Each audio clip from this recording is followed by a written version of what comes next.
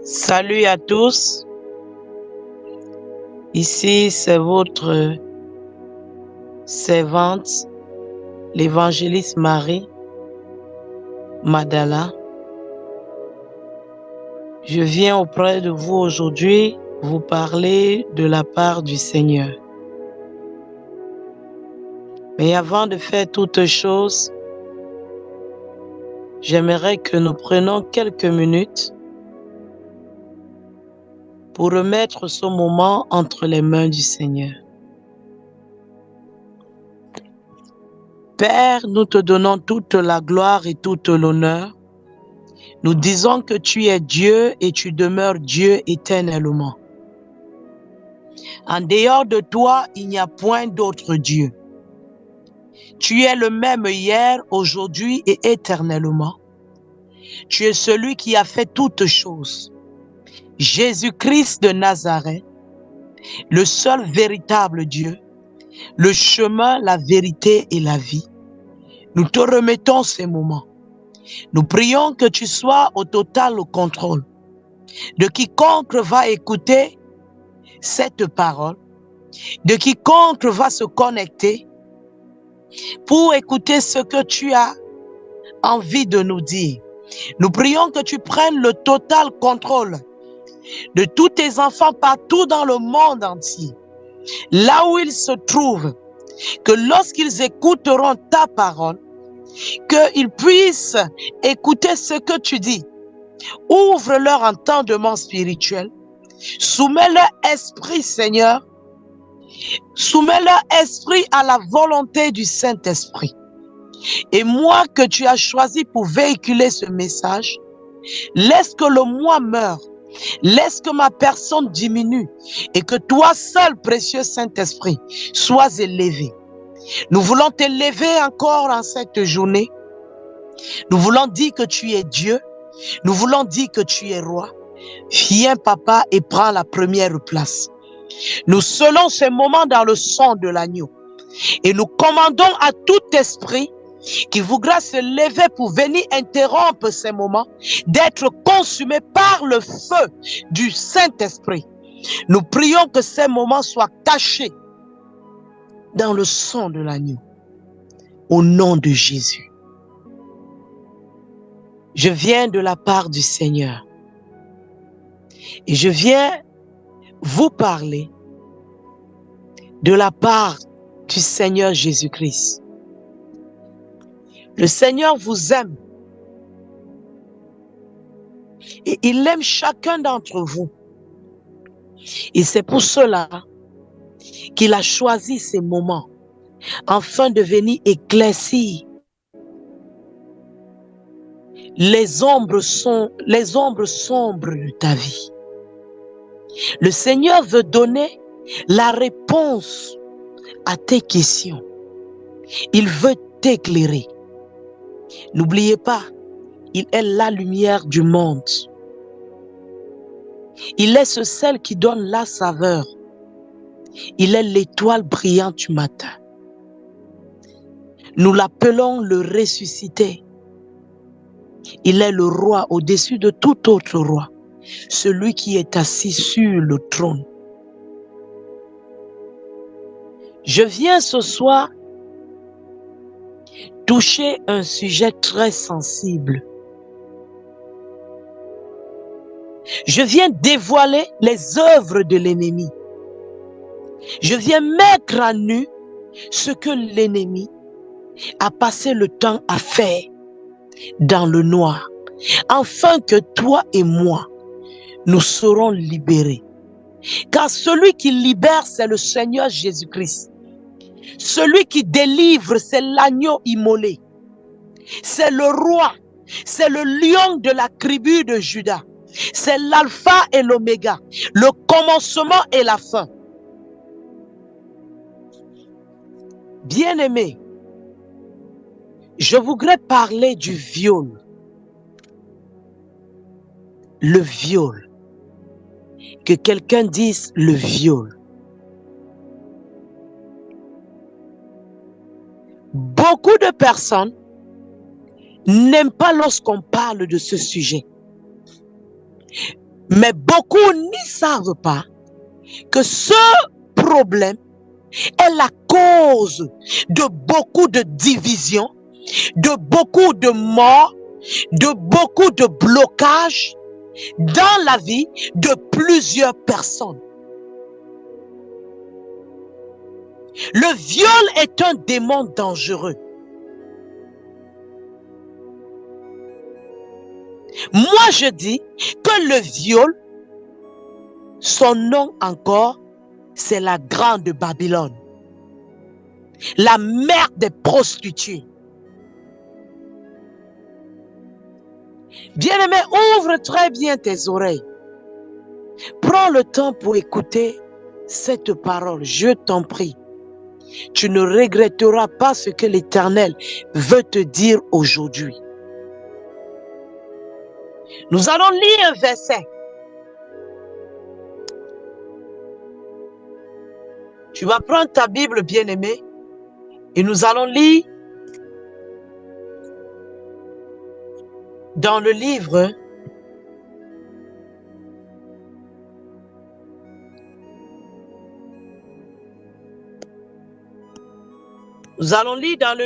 de... Une minute, je vous en prie, bien-aimé. Pendant que j'ouvre ma Bible avec vous, ouvrez aussi votre Bible dans le livre de Deutéronome 22.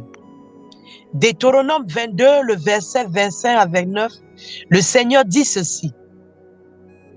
Mais, si c'est dans les champs que cet homme rencontre la jeune femme fiancée, lui fait violence et couche avec elle, l'homme qui aura couché avec elle sera seul puni de mort. Tu ne feras rien à la jeune fille.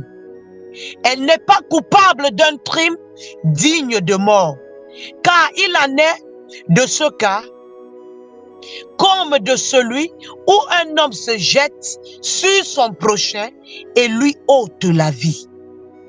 La jeune fiancée que cet homme a rencontrée dans les champs a pu crier ça qui est une personne pour la délivrer. Dans certains versets, ça dit pour la secourir. Bien-aimé, le Seigneur compare le viol ici semblable à une personne qui a tué.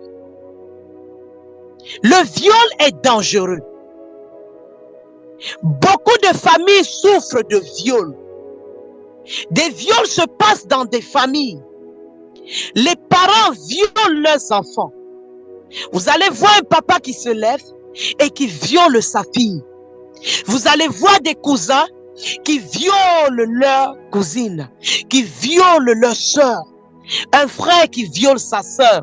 Un cousin qui viole son frère. Parce que le viol seulement n'est pas du côté féminin. C'est aussi du côté masculin. Vous allez voir que, bien aimé, beaucoup de personnes ont été violées dans leur enfance. Beaucoup de personnes que vous voyez aujourd'hui, même dans l'homosexualité, tout a commencé par un viol. La majorité des cas, ça a commencé par un viol.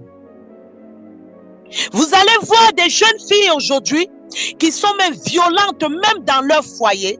C'est à cause du viol qu'elles ont eu des années antérieures. Le viol est une pratique de l'occultisme, de la sorcellerie, de la méchanceté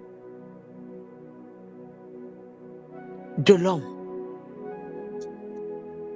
La Bible dit que celui qui commettra cet acte, bien aimé, vous avez lu dans le livre de Deutéronome, Dieu dit, il sera puni de mort. Souvent, vous voyez les problèmes que vous avez dans votre mariage. Souvent, vous voyez que vous n'êtes pas marié. Il y a des moments où vous vous retrouvez bien aimé. Vous êtes entré dans des relations. Mais après, vous êtes parti de divorce à divorce, divorce après divorce. Vous allez voir votre jeune garçon qui était bien. Après, subitement, il commence à dire qu'il se sent fille. Vous allez voir une fille qui va dire elle se sent homme. Qu'est-ce qui les amène à penser de cette manière? Souvent, c'est du viol que les enfants ont vécu. La plupart des viols qui sont causés, ce n'est pas des personnes proches de nous. La plupart des viols qu'il y a dans des maisons, ce n'est pas les gens d'ailleurs. Souvent, ce sont des gens proches de nous. Souvent, ce sont nos voisins. Ce sont des gens à qui nous avons confié nos enfants. Souvent, ça se passe à l'école. Souvent, ce sont des parents. Une maman qui viole son fils. Une maman qui viole même ses filles. Une fille qui se fait violer par ses cousins. Qu'est-ce qu'on attend qui naîtra de ce genre de personnes? Rien que la haine, rien que la division à cause de ce que ces personnes ont vécu. La Bible dit que la personne qui commet ça doit être punie de mort. C'est ce qu'on nous dit dans le livre de Deutéronome. Mais lorsque Dieu parle de la mort ici, ça peut être la mort dans le côté marital. Ça peut être la stérilité. Un domaine de ta vie est sûrement mort à cause du viol. Peut-être tu souffres de ce que ton père ou de ce que ta mère a eu. Peut-être ton père a violé les enfants des gens. Cette malédiction s'est rabattue sur vous. Et ça a amené la mort dans la famille.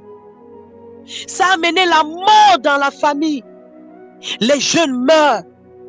On ne comprend pas, on ne sait pas quelle est l'origine. Le viol attire la mort physique. Ça attire aussi la mort dans les finances. Ça attire la mort dans le mariage. Ça attire la mort. Tu tournes en rond. Souvent, c'est à cause d'un viol que tu as commis même à une personne. Depuis les années, vous allez voir un homme qui est là, qui souffre, même pour trouver le travail. Il travaille durement, mais il n'arrive pas à manger. Souvent, c'est à cause du viol que tu as commis. Le viol, c'est un démon. Nous allons voir cette jeune fille dans la Bible qui s'appelait Tamar, qui a été violée. Et la Bible dit que quoi? La personne qui a commis ce viol à Tamar, dès qu'il a fini de coucher avec elle, directement, il a eu le dégoût de cette personne. C'est là où tu comprends qu'en réalité, le viol, c'est un démon.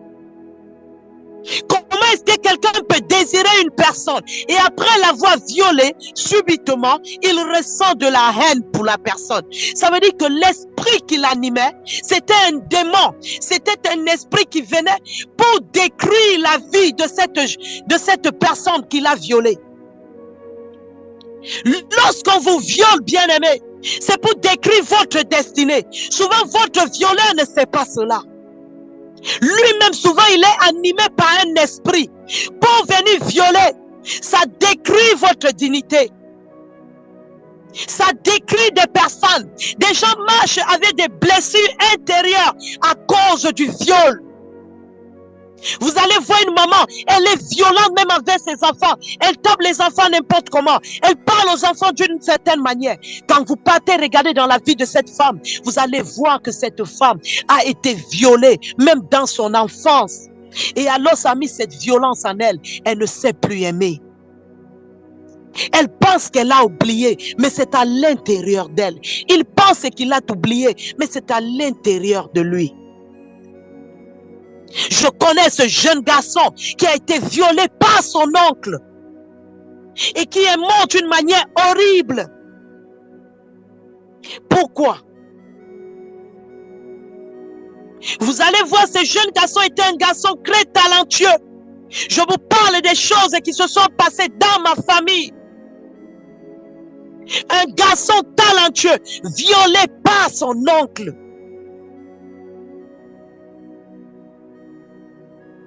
Et ce garçon directement est devenu homosexuel. Il recherchait l'amour qu'il n'avait pas. Il y avait une blessure qu'il cherchait à guérir, mais il ne parvenait pas. Le viol vous condamne, ça vous met dans une certaine prison. Ça vous empêche de penser normalement. Ça vous empêche d'avancer. Par moment, vous dites, j'ai mis tout derrière, mais j'avance. Mais lorsque on revient sur ce sujet, vous comprenez que vous avez encore mal. Aujourd'hui, le Seigneur ne vient pas vous condamner. Le Seigneur ne vient condamner personne. Lorsque Jésus est venu, il a dit, il est venu pour les brebis égarées. Jésus est venu pour les pécheurs.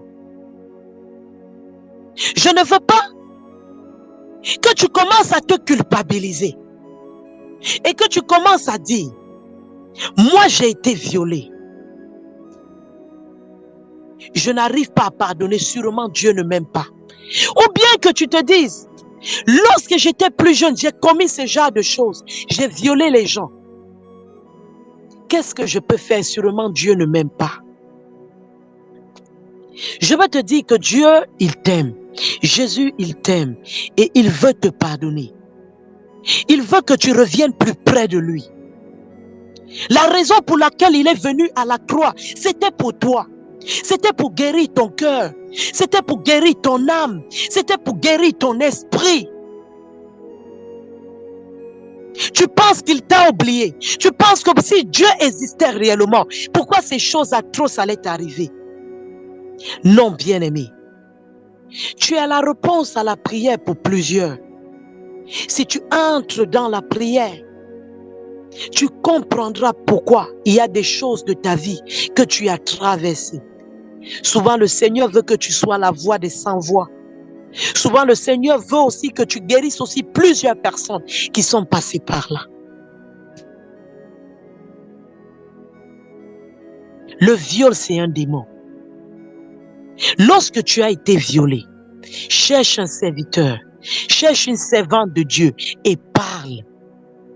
Souvent, ces gens qui ont eu ces choses ne parlent pas. Ils ne s'ouvrent pas. Cherche un serviteur de Dieu avec qui tu pourras échanger, avec qui tu pourras parler. Un véritable enfant de Dieu qui va aussi prier pour toi.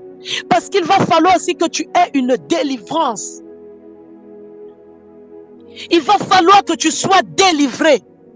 Parce que lorsqu'il y a eu viol, il y a eu un échange d'esprit. Il y a eu un esprit qui est entré à l'intérieur de toi.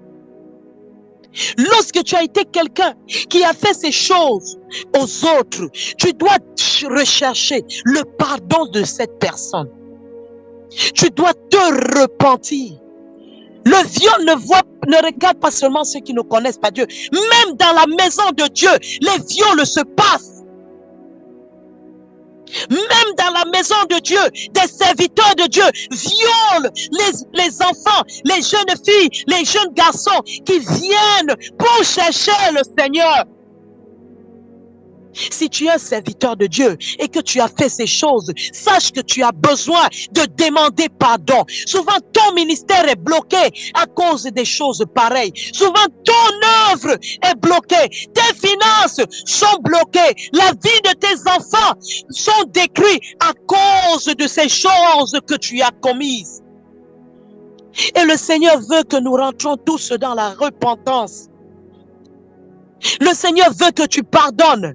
Toi qui t'es fait violer, et le Seigneur veut aussi que toi qui as violé les autres, que tu demandes pardon et que tu sortes de tes mauvaises voies et que tu puisses te repentir. Et que tu te pardonnes aussi à toi-même. Ne sois pas comme Judas qui n'a pas pu se pardonner à lui-même. Le Seigneur est venu restaurer les familles. Il est venu te dire pourquoi est-ce que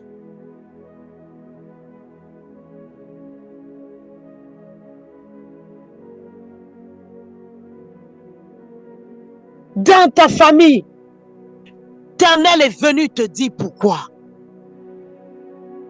Il est venu te délivrer. Bien-aimé, nous n'avons pas assez de temps pour parler de toutes ces choses. Mais je veux que tu saches une chose. Si tu as eu ça, recherche la délivrance. Recherche la délivrance. Et si tu es en train de subir ces choses, ne t'enferme pas, ne reste pas renfermé. Cherche à parler. Cherche à parler. Parce que ce sont des choses qui détruisent. Il y a des gens qui se sont suicidés à cause de ces choses. Comment prétends-tu être béni lorsque dans ton cœur, il y a le manque de pardon? Lorsque dans ton cœur, tu sais que tu as violé les gens. Ces gens sont vivants. Tu connais les atrocités que tu as commises. Mais tu viens, tu pries. Mais tu vois que ta vie n'avance pas. Et tu ne te poses pas la question, qu'est-ce qui ne va pas? Rentre demander pardon. Rentre encore te réconcilier. Rentre t'humilier et dis pardonnez-moi. Souvent ces gens que tu as violés, tu as pensé gagner. Mais lorsque tu as tourné ton dos, des paroles ont été prononcées dans ta vie. Par la douleur, des choses ont été dites. Ces gens ont dit des choses, mais toi aussi qui as été violé, des choses sont restées à l'intérieur de toi. Bien-aimé, je vais faire quelques prières avec toi. Mais si tu cherches à parler avec quelqu'un, sache que je suis aussi là pour toi.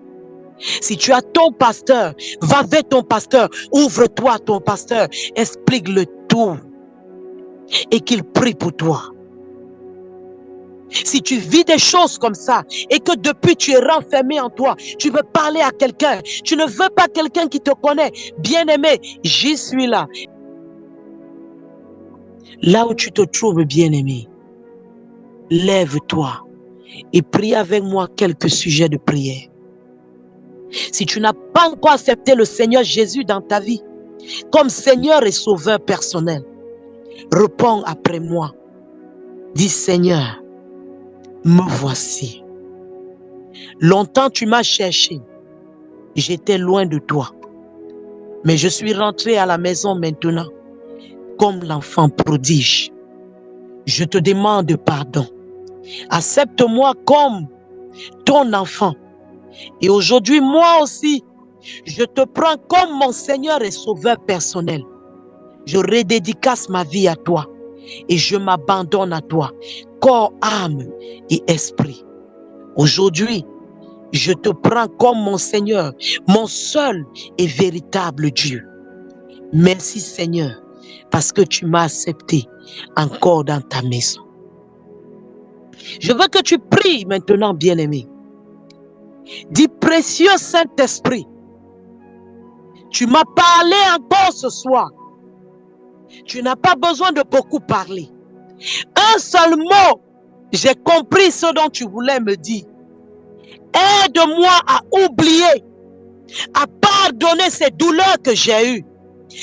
Aide-moi, afin que je puisse être libre. Libère mon cœur. Libère mon âme et mon esprit. Dis, précieux Saint-Esprit, remplis-moi encore. Lave-moi du sang de l'agneau et rends-moi blanc comme neige. Si tu as été un violeur, tu vas dire, précieux Saint-Esprit, je me repens, je demande pardon et je promets de ne plus recommencer. Et je vais rentrer vers tout cela que j'ai offensé et je demanderai pardon. Car je préfère me réconcilier avec toi que d'avoir honte devant les humains. Merci, Papa, parce que je sais que tu me tiens par la main. Maintenant, je vais prier pour toi. Je prie au nom de Jésus que tout transfert de la sorcellerie, de blocage, de l'occultisme qui est entré au travers du viol, au travers de ce qui a été fait. Je prie maintenant que ces esprits te libèrent par la puissance dans le nom de Jésus.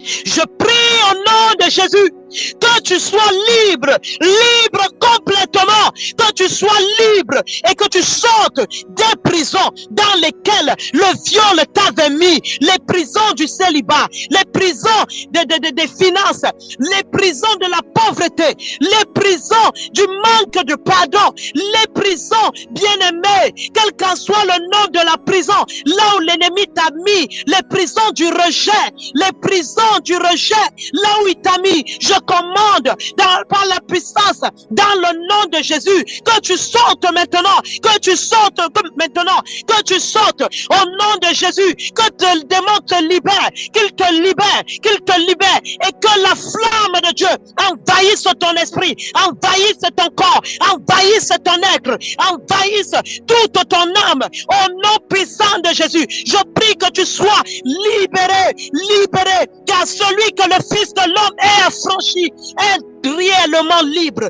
Quand le Fils de l'homme t'a franchi, tu es réellement libre. Tu vas répéter, tu vas dire, je suis libre en Jésus, je suis libre en Jésus, je suis libre en Jésus, je ne suis plus la même personne, je ne suis plus la même personne. Jésus-Christ m'a libéré, je suis un enfant de Dieu, je suis dans la nouvelle alliance, l'alliance de Jésus. Alors toute autre alliance qui parle contre moi au travers du viol, j'annule au nom de Jésus. Je me sépare, je me sépare, je me sépare de cela au nom puissant de Jésus. Alléluia.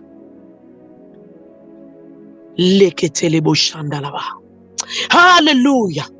Bien-aimé, que personne ne te trompe, que personne ne te dise, n'écoute pas cette voix, n'écoute pas cette parole. Bien-aimé, cette parole est venue te libérer, cette parole est venue te donner la libération. Le Seigneur Jésus est venu te libérer. Bien-aimé, c'est de ta vie qu'on parle, c'est toi seul qui souffre. Recherche la délivrance. Le Seigneur est réel, le Seigneur est vivant et il continue à faire des miracles, il continue à agir.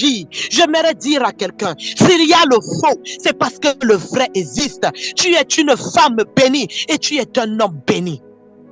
Alléluia. Bien-aimé, dis merci Jésus.